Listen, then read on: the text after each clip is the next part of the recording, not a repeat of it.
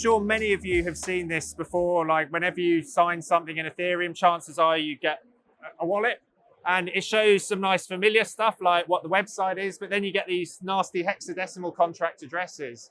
And it's something that just seems kind of crazy. Like we talk about how we wanted this technology to go mainstream and, accommodate, everyone. But then at the same time, we show them that, which just, it's completely meaningless. If you're a techie person, you at least know what hexadecimal is. But if you're not technical, then yeah, good luck trying to figure out what it actually means. Generally, people just click the confirm button. We think it's important to try and do a lot better. So right now, when someone wants to kind of verify one of these addresses, generally the best they'll do is maybe go to a block explorer like Etherscan, which, of course, like Etherscan does do a great job with the indexing. But at the same time, this is not very user-friendly, right? It's like, okay, so this is the first time, imagine if this is the first time doing something in Web3 and then you're being told, okay, well, to make sure that hexadecimal thing's okay, you've got to go to this other website, which has hexadecimal everywhere. And then if that looks okay, then, go ahead, which I think we can do a lot better than this. And on top of this, apart from the UX problems that comes with it, there's challenges with hexadecimal in terms of people can easily be, there's issues with like address poisoning and spoofing attacks where people just take one of these 42 character strings and just change some digits as a way to like steal funds there. And yeah, it's just, it just keeps banging my head against the wall when I see it, thinking it's just, we can do a lot better. I think it's worth also thinking about the web, because we all talk in terms of parallels with the World Wide Web and what happened there. But let's just imagine for a moment that what if we didn't have DNS? DNS is the domain name service, which we're all very used to. You go to a website, you type in www.ethereum.org and you get taken to the Ethereum website. Or maybe you go to Gmail for doing email, and people are very accustomed to that. But before we had DNS, the best that we had was effectively this, where you'd have like a username and then you'd have a host. So it was all like you had a single user, you had users associated with a single computer, and that was kind of how communication was done in the pre-DNS era. So we'll try and unpack this a little bit more. Like I've tried to sort of mock up what Google would look like if we didn't have DNS. So you'd have like these IP addresses at the top. You'd have like Wikipedia would be an IP address. CoinMarketCap, because we've searched for Ethereum, that would be an IP address. The Ethereum.org website, it would be an IP address. Imagine, if you had emails as well. This is just like a mailing list I'm on, but instead of coming from Schwarzenegger.com, Arnold Schwarzenegger's website, it comes from an IP address. You wouldn't have any notion of trust there with these different services if you just had IP addresses. And that's kind of what we've got right now with smart contracts on Ethereum.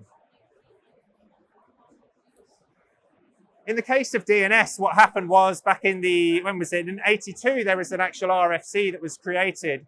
And this was specifically about this idea of getting rid of these host names and replace it with composable domain names that could be a lot more than just a host name. And that kind of opened up the world and set the foundations for what we have now. But what's interesting, and I'm not going to sort of take you on a long journey through all these different RFCs over the years, but if you look at some of the motivations for DNS, like when it was spoken about in this RFC 882, you can talk about this idea that there's all these different locations for resources on the internet, and we want something consistent for referencing all of this. But right now it's all very scattered, and DNS really helps kind of bring all of this stuff together. And specifically, yes, we all know what DNS stands for, but I think it's important to think about some of the key properties of it as well, in that it's a global, but also a hierarchical naming system. I think the hierarchical part of it's a very key point.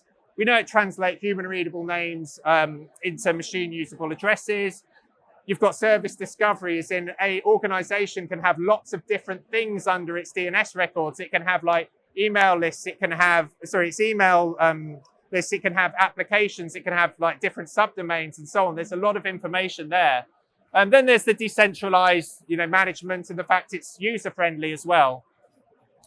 But ultimately for users, we're at this point where it sort of works nicely with TLS as well, so that when people go to a website, they have some confidence in what they're actually interacting with. And we want to think in terms of how we can do that for Ethereum. So returning back to this and thinking in terms of DNS, what do we think? Is this okay to keep going, like we are right now? So we're lucky in the ENS ecosystem, in the Ethereum ecosystem, that we already have ENS, which is a naming service that is modeled on DNS. And so at least we have a very, foundational building block that's already there and already widely used. We're not trying to sort of create an alternative. We have something that's out there, it's worked, it's decentralized, and so on. And so that, enables us to get to a point where, we could, instead of having the hexadecimal address, we could have a registrar here an ENS name that talks to the fact that this is like a registrar for ENS in this example. So that seems like a good step in the right direction, because at least then it's all human readable. We don't have the hexadecimal addresses anymore. But for whatever reason, this is not being adopted. Everyone knows about ENS names. They've seen the fact that ENS can be used to refer to wallet addresses. But then when we started sort of scratching beneath the surfaces, we just found that no one really seemed to be focusing on applying ENS names for smart contracts.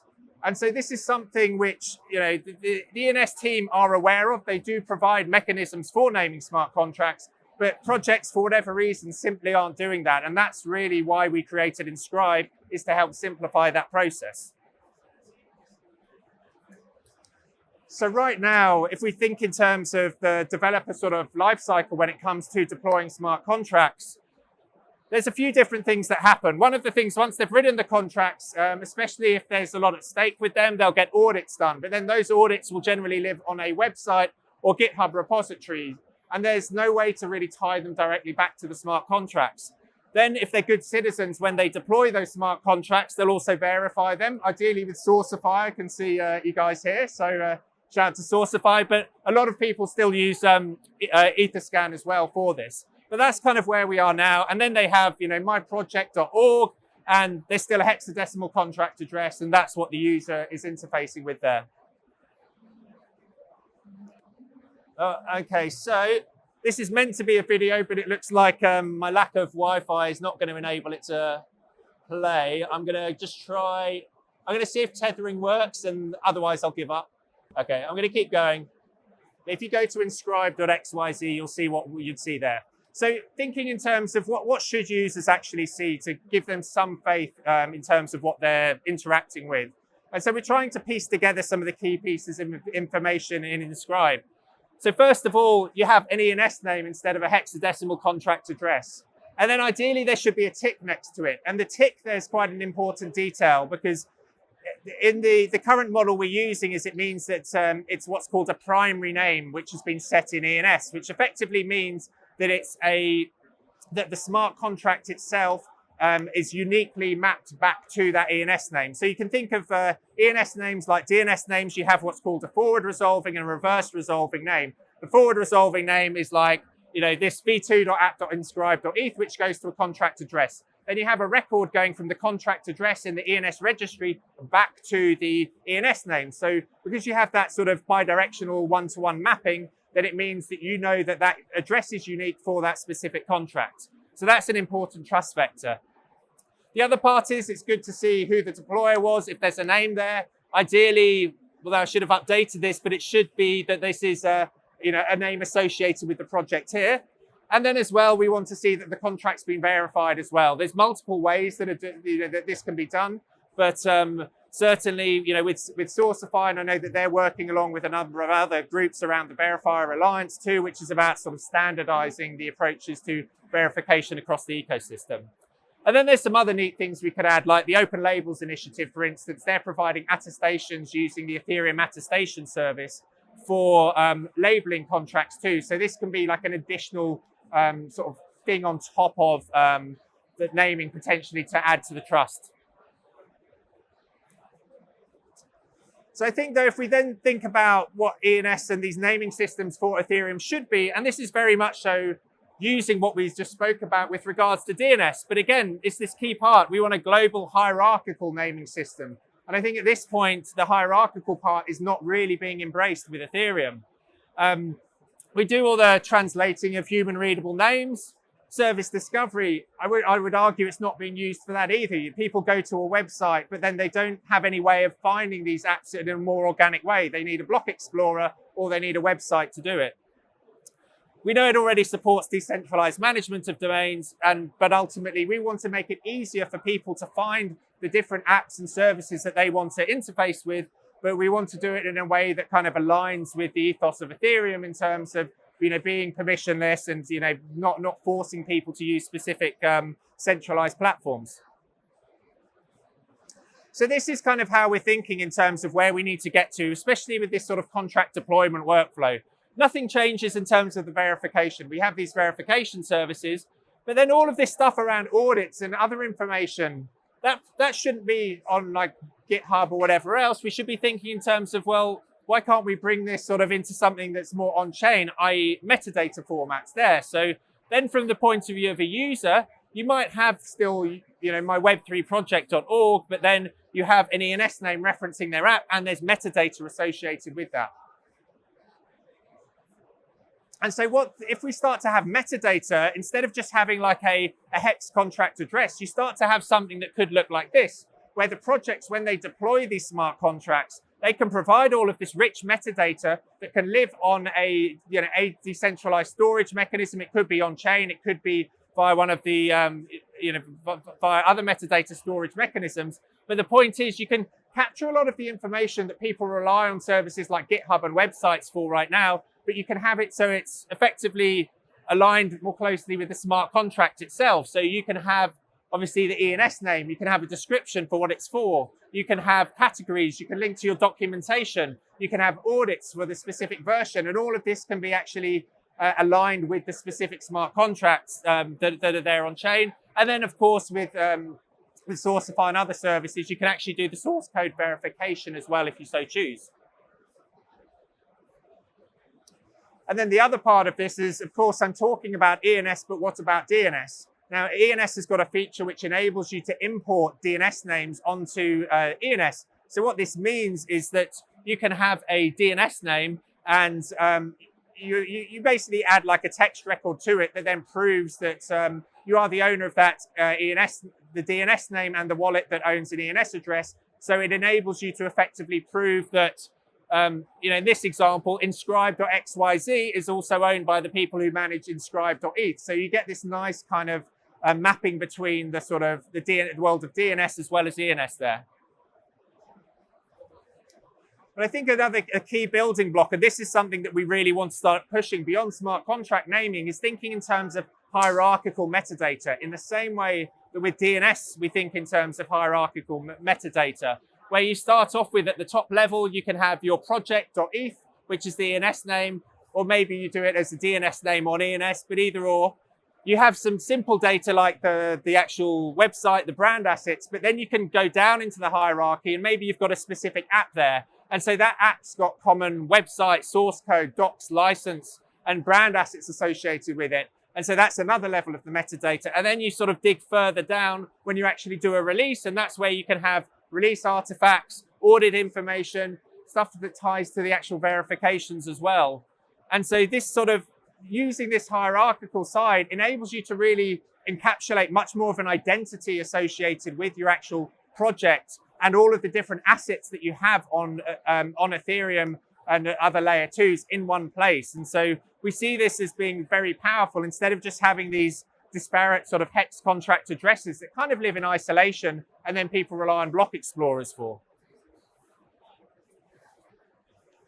So to kind of summarize the steps that we really want people to do, we want them to name their smart contracts. We want them to continue to do source code verification, but also start thinking about how they can add hierarchical metadata there as well into the picture, because this increases trust ultimately for the users of these projects. And so if you are a developer, I think I've kind of spelled out where ideally you can help, but also the other side of this is wallet and infrastructure services. We need to ensure that they have first-class support for ENS as well. we have found that some support is somewhat patchy, especially because people aren't currently naming their smart contracts. And so we need to ensure that all these infrastructure providers also embrace it too, in the same way that they have for accounts. And just one last thing to say as well. We've just kicked off contract naming season. So this is actually in combination with the ENS DAO. So this is not an Enscribe token or anything like this. This is that the ENS community recognizes the value of getting teams to actually name smart contracts. And so there's a token pool of 10,000 ENS tokens available to actually go towards the teams that are embracing contract naming. It's being done retroactively. It's not being done as like a sort of thing that people can game and so on. What we want is we want to see big projects naming their contracts, taking the lead there, and also rewarding them for it, and then also, but also seeing smaller projects sort of follow suit and so on too. So this is something that has just started recently. There's a lot more information about it on the Enscribe website, but I think the point is we believe that it's important to, especially it's beneficial if we can incentivize the people to start doing this early on. And so this is what naming season's all about. Like I said, it's done with the support of the ENS DAO as well and the ENS community. So it's not like and it runs for the next 6 months. Okay. Thank you, everyone.